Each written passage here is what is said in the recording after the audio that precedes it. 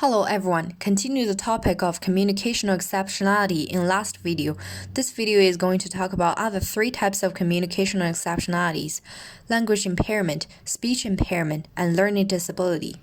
Language impairment is a learning disorder characterized by an impairment in comprehension and/or the use of verbal communication or the written or other symbol system of communication, which may associate with neurological, psychological, physical, or sensory factors, and which may involve one or more of the form, content, and function of language in communication. The language impairment also include one or more of language delay, disfluency, voice and articulation development, which may or may not be organically or functionally based.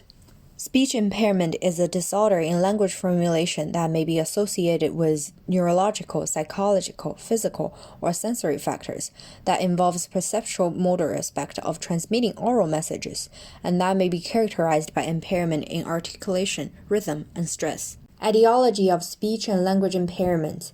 Scientific result shows that speech and language impairments have both functional and organic etiologies, and these two impairments might be congenital, developmental, and acquired.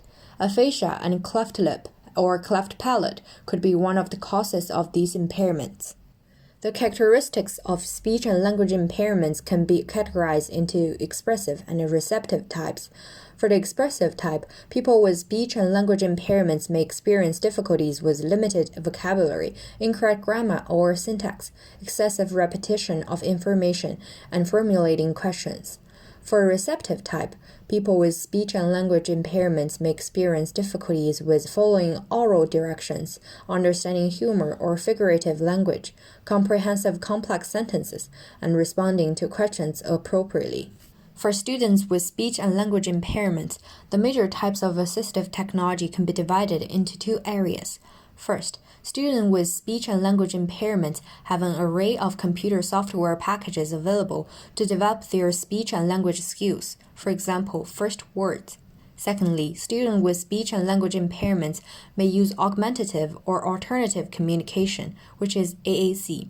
AAC is the use of symbols, aids, strategies, and techniques to enhance the communication process. This includes sign language and various communication boards, both manual and electric, that are used by individuals with impaired oral motor skills. Learning disability is one of a number of neurodevelopmental disorders that persistently and significantly has an impact on the ability to learn and use academic and other skills, and that affects the ability to perceive or process verbal or nonverbal information in an effective and accurate manner in students who have assessed intellectual abilities that are at least in the average range.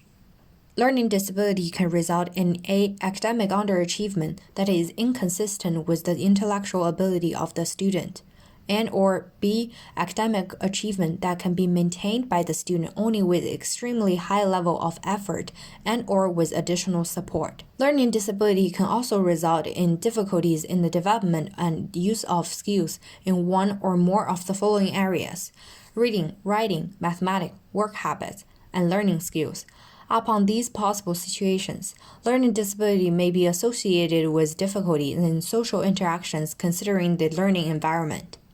Suspected etiology of learning disabilities are acquired trauma to central nervous system, genetic or hereditary influences, biochemistry abnormalities, and environmental possibilities.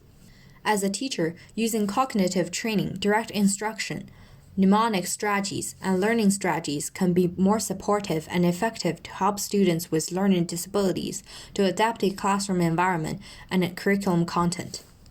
For parenting a child or teen with a learning disability, guardians may consider adjusting your expectations, being as patient as you can, looking for and encouraging your child's strengths, interests, and abilities, focusing on the effort and the process instead of grades or the outcome, and lightening the workload.